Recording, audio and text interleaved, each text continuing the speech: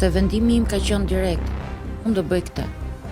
Nuk është se unë kam dalur të kërkoj, ta studioj, ta si do eci. Ja. Qëse mu më bën të mvesh të zgjedh gjithmonë trajtimin dhe jo fitimin. Klimën e biznesit në Shqipëri, si e shikon? A mendon që ka një trend rritjet, a do zhvillohet më shumë biznesi, a do ketë më shumë hapësirë ndoshta për të rit që doin me nis diçka? Leku është një aksesor, nuk të sjell lumturinë, nuk të sjell asgjë, domethënë është thjesht plotësues i rrugës që ti bën. Nuk e shikoj domethënë lekun si prioritet kurr. As nuk kam për ta parë. Po kërkon investimin tënd të radhës? Extra Real Estate të sjell prona ekskluzive nga Dubai drejt Evropës, të sigurta, të besueshme dhe të përshtatshme për ty. Extra Real Estate, investo me mend, jeto me stil. Do të ndërtosh brandin tënd personal dhe të shpërthesh në rrjetet sociale? Radi Marketing është makineria krijuese pas videove më virale në Shqipëri. Strategji, xhirim, montazh, Radi Marketing i bën të gjitha. Zëri yt ka vlerë. Radi Marketing e bën të dëgjohet më gjerë. Frymëzohu nga historitë e shqiptarëve që po lënë gjurmë në botë. Sukses made in Albania. Sjell në dritë vizionarët dhe sipërmarrësit që bëjnë diferencën. Ndiq rrugëtimin tënd, bëhu ti historia e radhës. Mirë se vini në podcastin e suksesit. Sot kam një person të veçantë, Fabiana Kazdedja, themeluese e Turista Sorridente. Mirë se erdhe. Mirë se ju gjetëm. Faleminderit se zgjolle me tregu historinë tënde këtu te ne. Faleminderit ty. Lutem. Unë jam kurioz gjithmonë me ditë fillimin e herë. Ç'a të shtyu për me hap këtë biznes? Ç'a të motivoi ose cila ishte ajo dëshira jote me sjell në treg? Kur e vendosa, domethënë atë periudhë që isha në shtëpi, kisha 3 vite që rrisja djalin. Nga puna që unë kisha qenë. Dhe unë kisha vendosur që do bëja diçka. Doja të bëja një biznes. Dhe me lindi ideja e turizmit dentar. Normalisht, unë italishtën e kam ditë që në moshën 13 vjeçare, kam bërë si kurs, e flisja shumë mirë dhe me Italinë më ka lidhur shumë që në 2004 që shkoja në Itali, kisha vëllezrit, teze, halla.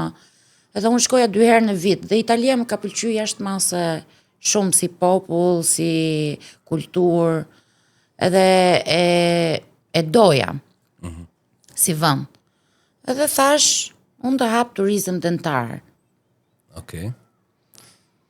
Por normalisht ishte edhe kjo ideja nga që ne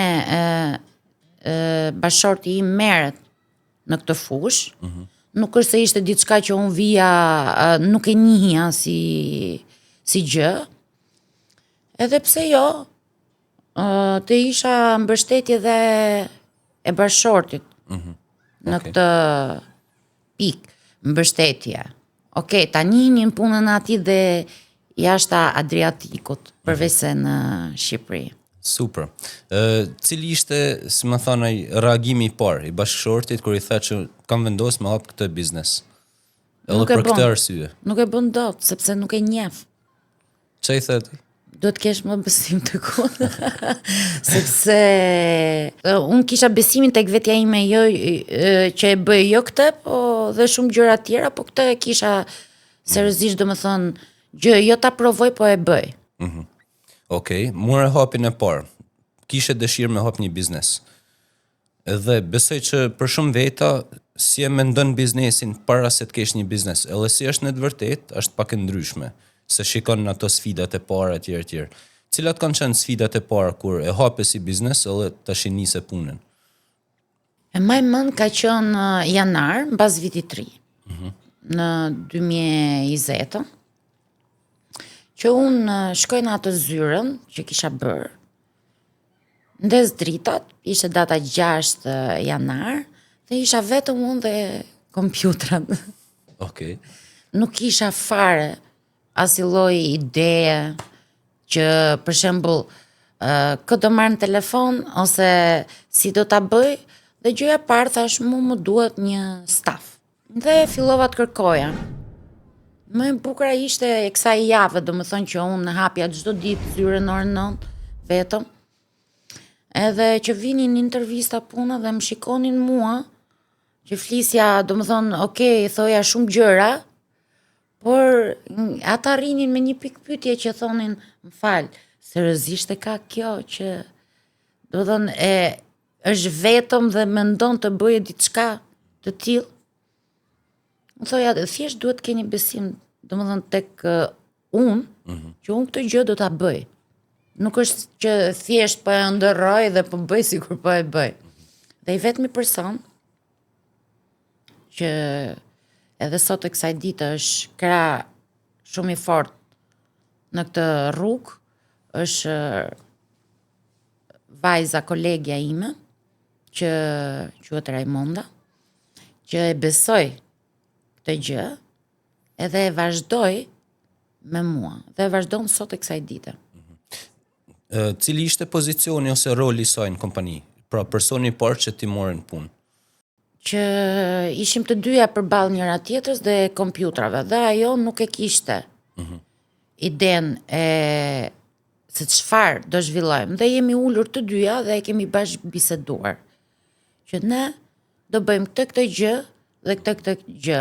Ajo shpalosi idetë e veta se si mund të lëvizte në këtë pjesën e rekrutimit në thonjza të klientit, ndërsa unë në pjesën pastaj të shërbimeve dhe mikpritjes që ai duhet të merrte. Ne ishim 2 persona, ajo dhe unë.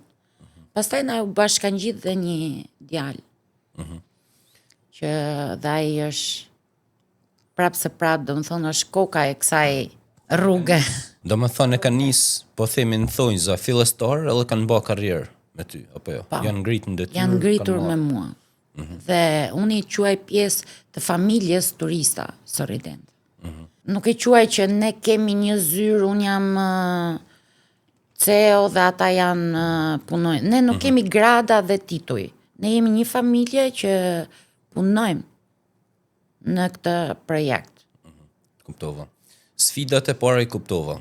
Është, si më thonë, ndoshta mungesa e informacionit, hapat e parë, ndoshta mungesa e stafit e Edhe tjerë. kjo, sepse unë nuk doja të kopjoj askënd, nuk doja ta bëja si gjithë tjerët. Se normalisht mund ta merrja informacionin, po doja të bëja diçka që të ishte në karakterin tim dhe në ato që jam unë, diçka ndryshe, jo. Okej. Pasi kalove këto sfidat e para, a ka pas një moment ku ke thënë me vete, prit se m'duket kjo gjë, po funksionon ka? Rezultatet e para kanë qenë emocione shumë mëdha, po jo që e kam menduar se okay, ja arrita. Po. Jo. Dhe asnjë ditë nuk e them që ja arrita. Di që e një person që kur merr një vendim, si më thënë, kalon direkt në ekzekutim, nuk merr shumë kohë me u mendu e tjerë. A ka qenë fillimet e biznesit? Pra, sa kohë të desh nga ideja që the do bëj një biznes të tillë në marrjen e zyrës, po themi, me shku të vendi i punës? Më është dashur vetëm 4 muaj Okej. sa të bënte gati zyra. Sepse vendimi im ka qenë direkte. Unë do bëj këtë. Nuk është se unë kam dalur të kërkoj, ta studioj, Ta si do stërhollosh eci, kot. jo. As nuk e bëj në asnjë lloj plani dhe në asnjë lloj gjëje timen. Nuk është në personalitetin tim që unë të kërkoj. A nuk mendon se është më mirë me planifiku pak më shumë? Tani po të bëj pyetje të një si përmarr si fillestar, që inspirohet nga ti. Jo. Nuk është nuk e shikoja shumë, nuk e di tani, ndoshta Nëse do për ty ishte mirë, funksionon? për mua funksionon kështu, nuk e di se si do ishte për tjerët, po unë tham më shumë të kërkosh, më shumë të bllokohesh ose do të trëmbësh. Okej. Te zhvillimi jot personal edhe profesional, sa kohë investon? Me veten. Okej, për shembull, këto kohët e fundit unë kam marr pjesë në për trajnime. Kam filluar të marr pjesë shumë në për trajnime. Te Ermali kam qenë, tek Vasili, Okej. Vasil Naçi. Më pëlqejnë, domethënë, trajnimet, edhe te Grida, zonja Grida Duma. Super. Okej. A mendon se do kishe ecë ndoshta pak më shpejt në biznes nëse do i filloje trajnimet pak më herët? Sa të rëndësishme janë këto trajnime për një profesionist ose një sipërmarrës? Unë them që janë pjesë e rëndësishme, sepse normalisht merr shumë njohuri, ose për shembull unë vetëm më shumë tek këto trajnimet e kam gjetë tek Ermali. Sepse do të thonë unë nuk e shikoj veten si thonë si ti marrim gjërat më me qetësi, si të vinë, mos të rrim ti mendojmë, do të thonë mos ta marrim si një punë strikte, të jetë pak më si argëtim, si diçka që të plotëson, jo si punë të lodhshme, detyrueshme për ta bërë. Kam vuri që ti fjalën kryesore ke shërbimin. Po si përmarrës në pyes, a nuk duhet me pas pak mendjen edhe të fitimi? Normalisht unë i ka, do të thënë, në qoftë mu më bën që të mvesh të zgjedh, normalisht do zgjedh gjithmonë trajtimin dhe jo fitimin. Fitimi nuk është ky qëllimi për mua, si Fabian. Ndoshta e kam gabim, po nuk është se e shikoj prioritet këtë gjë.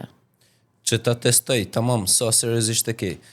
Po në qoftë se nuk del me fitim në fund të muajit, thjesht del me mbyll shpenzimet. A do e vazhdoj prap këtë që bën? Patjetër që po, dhe nuk është se s'ka ndodhur. Okay. Ndër këto 5 vite, por ja kam dalë. Edhe do ta bëja prap. Sepse unë kështu jam si person. E marr të rrugë dhe e bëj deri në fund. Nuk është se e bëj se dua të përfitoj këtë shumën ose atë gjën, e bëj sepse kështu e kam karakter që e kam dëshirë dhe e bëj. Jo se detyrohem për diçka për ta bërë. Me sa di unë ti klientave u shërben edhe vetë personalisht, nuk është se i delegon punë të kështu. Ndoshta edhe shpeshherë në fillim edhe i ke marrë në aeroport për shembull me makinë, ose edhe i shërben një, po themi, të gjanat minimale, një ujë ose një diçka të biznesi. As mund është thjesht nga delegu një punëtorit këtë gjana dhe ti mu marrë me gjana më të rëndësishme? Jo, sepse nuk e di, e kam për kënaqësi, ose më vjen natyrshëm ta bëj. E bëj. E bëj, vazhdoj ta bëj dhe do ta vazhdoj gjithmonë ta bëj. Edhe pse njerëzit domethënë çuditën me këtë pjesën dhe vetë klientët. Po këtë desha të pyes, po klientët si reagojnë kur shikojnë atë angazhimin tënd? Çuditën jashtë madhe shumë, sepse nuk janë mësuar me këtë gjë që kur e marrin vesh, sepse jemi gjithë aty për shembull, i thonë Fabiana CEO, edhe ata ngelin kështu. Edhe unë qesh, jo, e thëmë unë, do më thënë thjesht titullin kam, nuk është... Okay. As nuk dua të jem, si karakter CEO ose bossi, jo. Nuk, unë dua të jem Fabiana. Wow, super. A je qetë me veten, me këtë gjellë që ke bo? Jashtë mosësh. Edhe e kam shumë kënaqësi, çdo ditë, të që bëj. Fëmijëve tu, ç'a i mëson për biznesin, për shërbimin, për marrëdhëniet me njerëzit? Unë ju them jashtë shpesh që duhet jemi shumë social, që nuk duhet bëjmë dallime. Do të mundohem jashtë mase shumë që do të t'japin shumë pozitivitet, pavarësisht është si është, do të thonë në çfarë vështirësish gjë, si thonë mos ta prishin zemrën kurrë. Për marrë deri këtu sot, cilat janë disa nga gjanat në brendësinë tënde që të kanë ndihmu? Se me sa di unë, ke thënë diçka edhe për besimin, apo jo? Besoj është mase shumë. A të kanë ndihmu besimi në rritjen e një biznesit, po e bëj kështu, në gjuhën e biznesit? Në gjuhën e biznesit.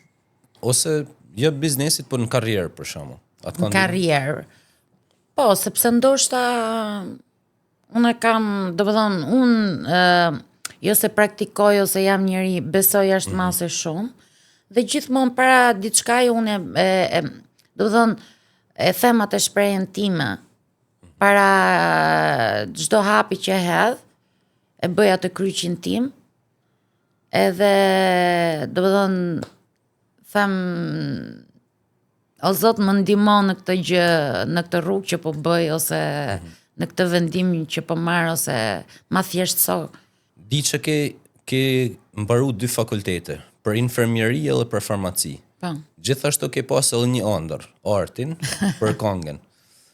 A mendon se ti ke gjetë industrinë e duhur edhe ke pas në thonjë zafat që je bë suksesshme te kjo industri, apo mund të ishe bë suksesshme në çfarë do gjë që do i kishe vendosur qëllim vetes, duke përfshirë artin. Unë kam punuar, do të thënë në infermierinë kam bërë 15 vite. Kam pas mundësi edhe ngritje në detyrë, kam bërë dhe pedagogën. Jashtë me të infermierisë për një vit. Do të thënë kam provuar shumë gjëra në infermieri, por nuk e gjeta, do të thënë, jo se e lash, doja diçka tjetër. Jo se e lash se nuk e bëj dot. Për 15 vite e bëra dhe e bëra shumë mirë. E lash sepse doja diçka tjetër. Dhe ajo diçka e tjetër unë mbështet në Turista Sorridentën. Kurse muzika, ajo ka qenë ndër fëmijërie që normalisht është mbetur sirtar dhe ëndra më e bukur e imja. Domethënë që do ta kisha bë me kënaqësi dhe besoj se do kishte qenë arritja ime më e madhe ndoshta. Por në ato kohë, në ato vite nuk ishte një profesion. Kuptoj. Më përmende që ke punu një vit si pedagoge. Edhe ke mësu studentat. Po studentat atë kanë mësu ty në gjo? Qa ke mësu ndoshta prej tyre ose prej... Okej, nuk është se unë kam qenë ajo pedagogja, si thojnë, si që kam pasur unë pedagogët e mi. Unë isha, ose s'dia ta bëja, se si që thash, nuk e bëj dot atë pjesën. Kanë qenë shoqëri më shumë për mua se sa student. A ka klienti gjithmonë drejt? A ka klienti gjithmonë drejt? Nuk ka gjithmonë të drejt klienti. Klienti, kur shikon për shembull njerëz mundohet të abuzoje, kur shikon për shembull mirësinë, qetësinë, mundohet ndonjëherë të abuzoje. Edhe klientat e huaj? Po. Domethënë nuk janë vetëm shqiptarët kështu. Më thënë që klienti jo gjithmonë ka të drejtë. Edhe ne shqiptarët jena pak me huçe kështu, kena ca teka, ca gjana. Po a janë edhe të hujt kështu? Edhe të hujt kështu janë. Edhe mos them më keq, po të shikuan për shembull, ti mundohesh se normalisht thua ka ardhur nga jashtë, i krijon që të familiarizohet, që të përshtatet, edhe ti jep ndoshta dhe i çik më shumë se sa ç'duhet dhe mundohet ta marrë për dobësi. Jo për kulturë ose për edukat ose për mirësjellje. Edhe ndonjëherë edhe abuzojnë. Por unë do preferoja shumë, domethënë që jo t'ja plotësojmë si tek, siç themi ne tekat e fëmijëve, por të mundohesh ta bindësh në kërkesën që e ka gabim, e ka mirë, është deri këtu, do të tregosh prap me mirësjellje, me edukat dhe me qetësi. Nëse jeta jote do ishte një libër, si do të titulloj kapitulli që je aktualisht? Si do ta titulloja? Si mund ta titulloja? Si ndihesh aktualisht si? Femme fatale. Super përgjigje. Më ke folë shumë për shërbimin ndaj klientit. Po në prapë si sipërmarrës nuk më lën ai shpirti i sipërmarrësit. Çfarë është leku për ty? Leku është një aksesor që nuk të sjell. Do të thënë nuk të sjell lumturinë, nuk të sjell asgjë, do të thënë është thjesht plotësues i rrugës që ti bën. Nuk e shikoj, do të thënë, lekun si prioritet, kur. As nuk kam për ta parë. A të ka ndryshu leku? Ja. As do ta bëj kur. As pozicioni, as leku, as gjë. Kur nuk do të ndikoje tek unë.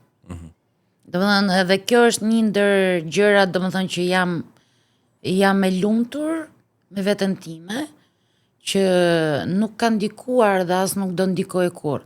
Dhe unë them, ose e them shpesh që njeriu kudo që të arrijë në jetë, çdo gjë që të bëje, mos të harroj asnjëherë nga ka ardhur.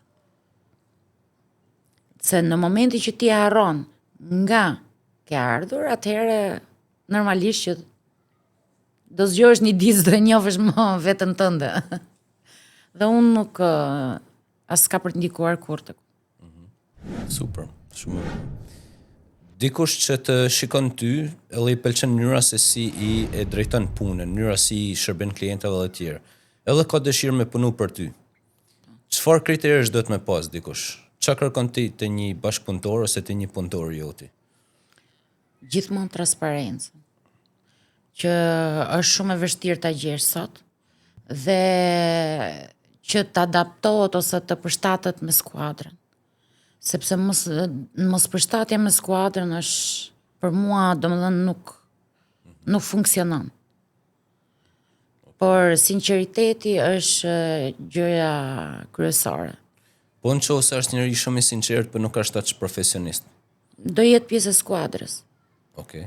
Dhe unë vetë, jo ne, do i jap kohën e duhur që ai të bëhet njësoj me skuadrën. Sepse është e rëndësishme sot që të kesh njerëz të sinqertë në krah se sa më shumë profesionist. Se profesionin e zhvillon. Po pra, edhe njerëz që duan të rriten ose të mësojnë. Sepse të vje profesionisti edhe thot unë di këtë. Unë nuk kam nevojë për të njerëz.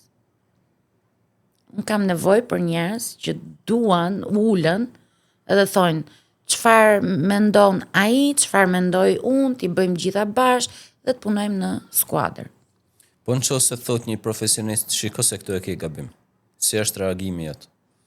Si drejtuese e punës? Duhet më shpjegoje. Këtu e kam gabim. Për çfarë arsye, për çfarë motivi? Dhe Në qoftë se e ke gabim në të vërtetë? kërkoj falje direkt. Edhe si drejtuese e Po, skuadrës? dhe si drejtuese e skuadrës. Dhe do ta kërkoj gjithmonë, nëse unë kam gabim. Pavarësisht se është diçka që njerëzit nuk e bëjnë, unë e bëj, sepse normalisht ndërgjegjësohem, domethënë e pranoj. Dhe është mirë që ta pranosh gabimin. Nuk është faj. Fabiana, kjo është pyetja ime e preferuar me podcastit. Je përballë pasqyrës. Edhe shikon veten, po tek pasqyra shikon veten tonë para 20 viteve. Veten tonë më të vogël, si më thon. Edhe ajo po të shikon ty sot një femër arritur, një femër që i shërben njerëzve, që ka një staf që rriten e gjithë bashkë etj. Çfarë mendon se do thoshte ajo ty? Do më falenderonte dhe do thoshte kisha besim tek ty që ti doja dilje dhe do ishe këtu sot. Turizmi dentar. A mundesh me ma shpjegu pak çfarë përfshin? Çfarë shërbimesh përfshin paketa, nëse mund ta quaj kështu? Atëherë ne që nga bileta e avionit, transporti, pritja në aeroport, shoqërimi në hotel dhe shoqërimi në klinik. Kjo është ideja e turizmit. Ne kemi marrë dhe këtë pjesën që, për shembull, në momentin që klienti nuk ka punë në klinik, bëj dhe një tur nëpër Tiranë që ata ta njohin kulturën, njohin vendin. A mendon se turizmi dentar në Shqipëri ka sjell të ardhura, domethënë i ka shërby edhe tregut këtu, përveç se i ka shërby edhe klientave? Normalisht që po. Sepse këto njerëz lëvizin, konsumojnë.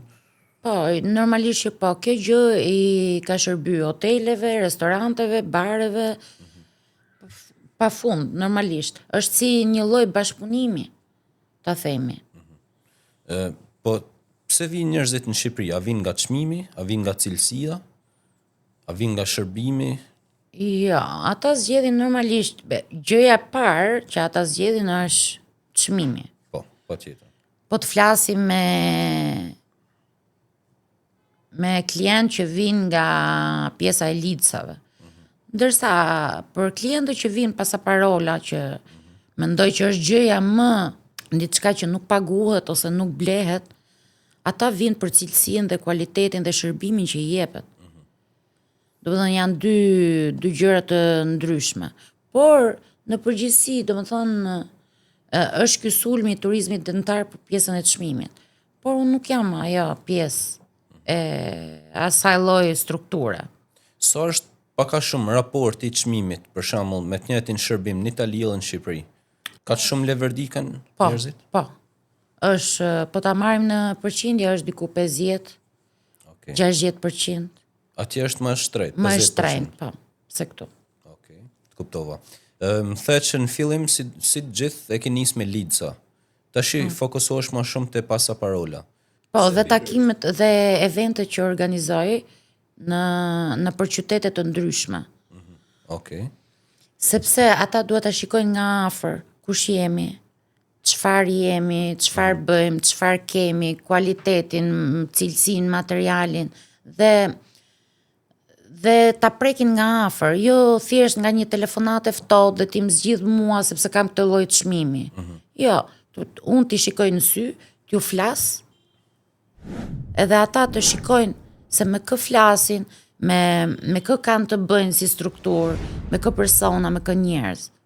Edhe pastaj normalisht ju shpjegojmë dhe pjesën e materialeve, certifikatat, normalisht me kë bashkëpunojmë, me kë jo.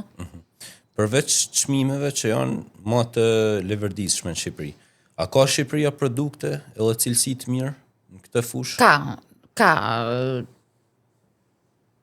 Nuk po e mbaj, domethënë shumë këtë pjesën që po ka gjen akoma. Jo 100%, po gjen, ka. Kuptova. Okej. Fabiana, sa rëndësishme është buzëqeshja te një njeri? Pse? Buzëqeshja është pasqyra e një njeriu. Normalisht. Dhe unë jam një person që pa buzëqeshje, domethënë unë nuk do jetoja dot. Domethënë buzëqeshja për mua ka shumë rëndësi. A të ngrohë shpirtin më shumë një buzëqeshje e bukur e ngrohtë apo një fjalë e mirë nga një klient? Buzëqeshja e ngrohtë, okej, të dyja qëndrojnë. Qëndrojnë shumë. Të dyja bashk, edhe them janë të dyja bashk, po dhe buzëqeshja e ngrohtë. A të duket sikur po të buzëqesh klienti apo po të buzëqesh puna jote? Puna ime dhe normalisht. Përderisa e zgjodha, puna ime dhe më bën të ndjem krenare jashtë masë shumë. Dhe kur shikoj sytë atyre me lot ose emocionin që kanë, domethënë për mua është një adrenalin, domethënë është një kënaqësi pafund. Ai momenti. A është e njëjta ndjesi si në fillim si sot? Kënaqësia punës, se për shkak të përgjithësi si përmarrësit në fillim kanë atë adrenalinën më të madhe etj. Pastaj bëhet rutinë. Ja. Nuk i bën më përshtypje. Ja, unë çdo ditë zgjoj me atë dëshirën e madhe, e kam prioritet jashtë masë shumë dhe do të thënë e dua. Pik. Edhe dua gjithmonë më të mirën, do të thënë punoj jashtë masë shumë. Që do të thënë kjo gjë të jetë 100% perfekt, jo. Edhe ja dedikoj jashtë masë shumë, do të thënë. Raporti jot me veten, a je më shumë kritike apo tolerante me veten? Edhe cilat të funksionon më mirë? Kritike. Kritike? Okej. Veten e kritikoj. Se them ndonjëherë dhash më shumë se ç'duhet, nuk mora aq sa duhet, për shembull, jo lekë. Po. Po flasim Qasjen e tjetrit. Qasjen, po, emocionet ose gjërat. Po prapë se vazhdoj, po e njëjtë, nuk ka, domethënë është thjesht një moment, një 5 minutë. Okej. Jo, diçka, jo prioritet që pengon ose. A duhet ketë një femër cilësi ose karakteristika mashkullore për me të para në biznes? Dhe këtu e kam fjalën pak agresivitet ose pak fix karakteristika mashkullore. Jo. Apo mund të ecën me empati, me butësinë e vet? Ecën me empati, me natyrën e vet qetë, ashtu siç është. Unë nuk jam fare që ti të ndryshosh se u bëre CEO ose more një drejtim tjetër, jo. Ashtu si që je, dhe unë them që gjëja më e mirë në çdo lloj rrugë që ti zgjedh ta bësh një punë, çdo lloj profesioni, është ti jesh vetvetja 100%. Aty do funksionoje më mirë. Nuk ke pse të ndrydhesh ose të ndryshosh, sepse nga ndryshimi nuk është se vjen asgjë. Ose të kopjosh, të bësh si tjetri, lideri, bossi, jo, duhet të jesh vetvetja. Ta bësh me zemër, ta duash edhe, jo. Si që dim në Shqipëri, kur hap dikush një biznes, edhe fillon me ecë, me funksionu, me pas sukses, ne si shqiptar kena pak tendencën me kopju, edhe shikon pastaj hapin kështu si kërpulla.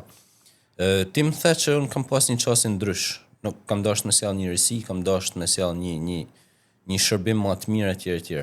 Çfarë do i sugjeroje dikujt që don me hap një biznes? Po themi një femër për shembull, se ti je edhe në rolin ndoshta mund t'i kuptosh pak më mirë. Që duhet të ketë parasysh dikush që dënë me hap një biznes? Që mos ta kopjoj tjetrin dhe të bëj atë që ajo din ta bëj vetë. Si që thash dhe para, nuk kemi pse të kopjojmë njëri tjetrin. Mirë është të kesh idetë tuaja, si di ta bësh ti më mirë. Edhe mos ndalohet, do të thënë të ketë besim tek vetja vet, dhe mos të kërkoje fare që ta bëj si ky, ta bëj si ai, jo, të bëj më të mirën e vetës. Dhe të ketë më shumë vetbesim. Sa e rëndësishëm është vetbesimi? Është shumë, sepse është ajo gjë që ty të shtyn që ti jesh vetvetja, që të ecësh përpara, që të marrësh shumë vendime. Do të thënë, për mua është prioritet. Po s'pate vetbesim normalisht që nuk do të thuash do bëjmë kështu, do bëjmë si ky, do bëjmë si ai. Vetëm fjalë pas. Edhe janë vetëm fjalë dhe asnjë veprim. Okej. Një klient i huaj që vjen në një vend huaj, pra vjen në Shqipëri, me marrë një shërbim që është shumë serioz edhe shumë i rëndësishëm. Sa përgjegjësi është për ju për me trajtu, me marrë, me i lënë shërbim? Sepse ajo është me tamam një vend huj, pavarësisht se ju e familiarizoni, e shetisni, po themi. Atë them dhe unë për shembull, që duhet jemi shumë të ndërgjegjshëm për këtë pjesë. Jashtë mase shumë. Sepse ai tjetri, domethënë unë e quaj, unë personalisht si Fabian e quaj që përderisa ai më ka zgjedhur mua, do të thënë unë kam detyrim moral që ai do të çdo gjë të shkoje i 100% perfekt, si rruga, si orari, si shoqërimi. Do të thënë, për mua është shumë e rëndësishme. Është shumë e rëndësishme sepse unë gjithmonë para se të bëj diçka, e mendoj siç e thash dhe përpara, e mendoj sikur jam duke e bërë vetë. Si do ndjesha unë? Do ndjesha mirë që mos shkollin gjërat? Jo. Dhe ti kur e mendon se si do ndjeje ti, atëherë do kuptoje atë tjetrin. Si ndjet ai. Pra, gjërat duhet i bësh pak, duhet ta kesh atë ndjesinë e humanizmit, që ti gjëndesh, ta respektosh, ta shoqërosh në hotel, mos ta kesh bezdim, si thënë, mos ta shikosh si lek, si do të thënë tjetë pak më humane. Gjë që është pak, nuk gjendet shumë, shpesh, po unë do e preferoja jashtë mase shumë, dhe tek unë është prioritet kjo gjë. Konkretisht shërbimet që ofroni te pjesa e klinikës, cilat janë? I ofrojmë gjitha. Hollywood Smile, duke filluar nga trajtime, dhëmbësh, devitalizime, kirurgji, Invisalign, që është drejtimi i dhëmbëve patela. Do të thënë, nuk mungon asnjë lloj, nuk e di, mos harrova në një, po nuk mungon asnjë lloj. Drejtimi i dhëmbëve patela? Po. Okej. A është e dhimbshme, si funksionon, se kam shumë njerëz që kjo do i interesonte. Ne kemi unë kam, ne kemi kompaninë tonë, që prodhojmë maskerina transparente.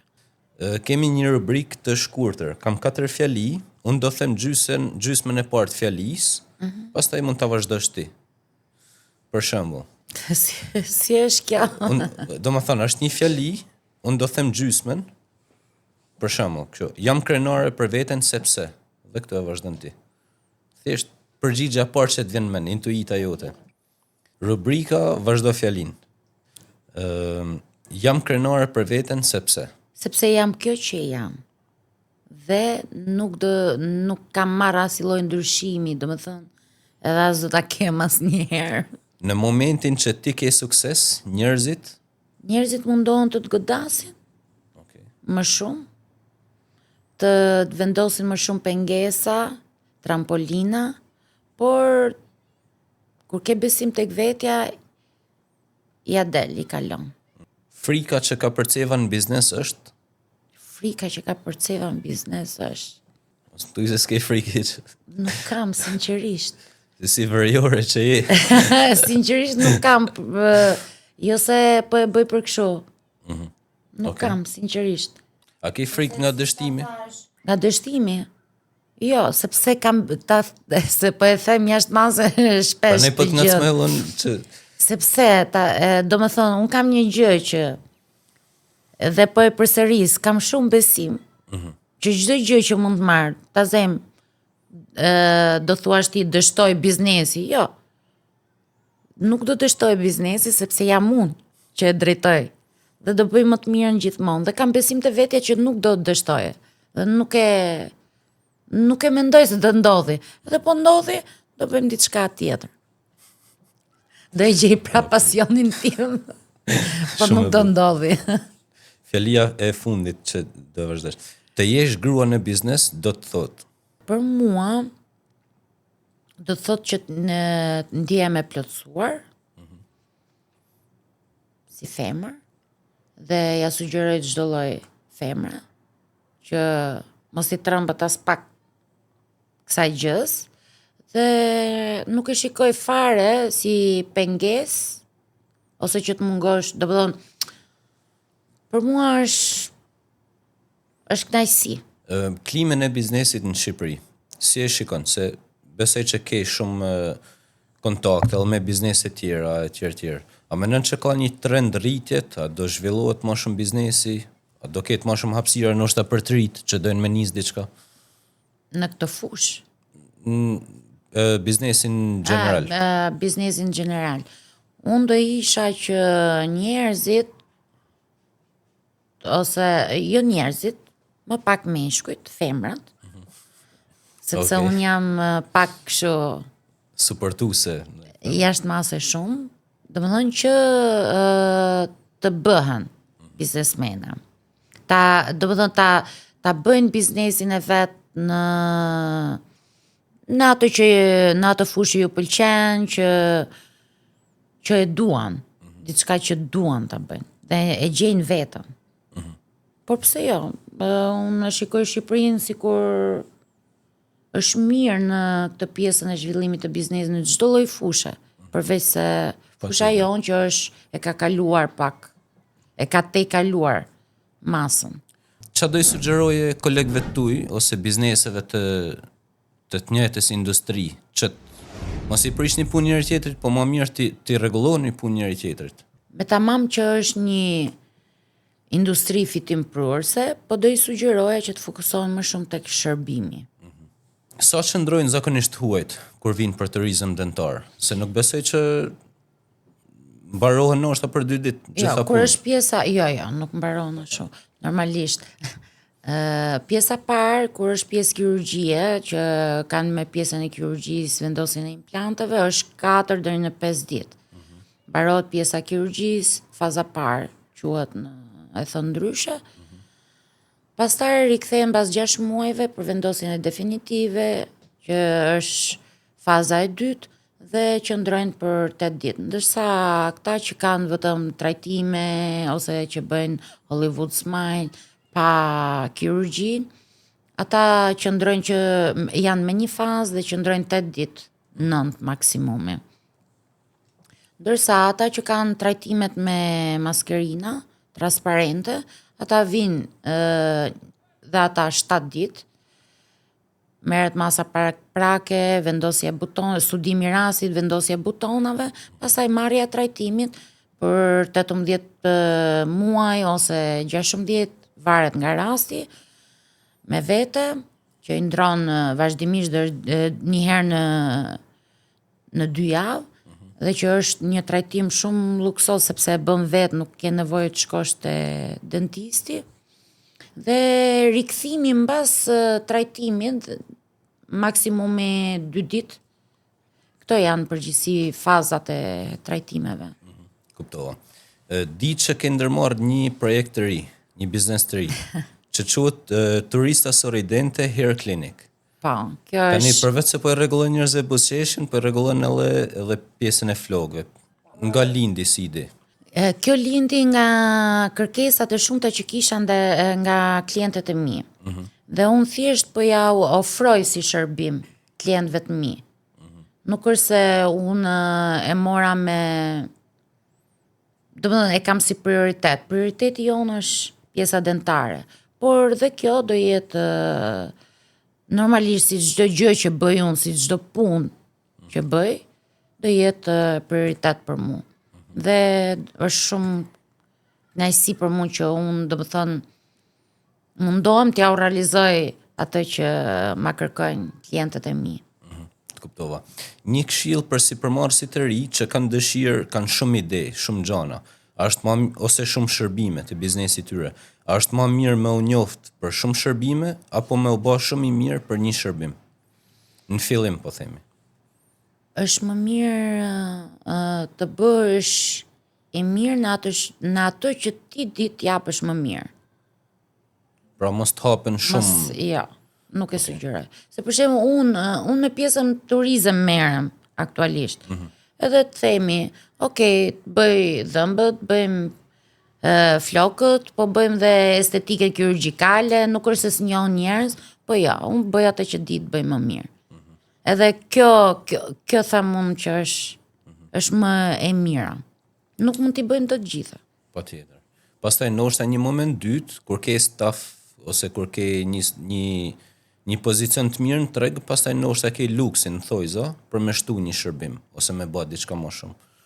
Po, për ta shtuar. Po. Si shërbim, po jo të kalosh jashta fushës tënde.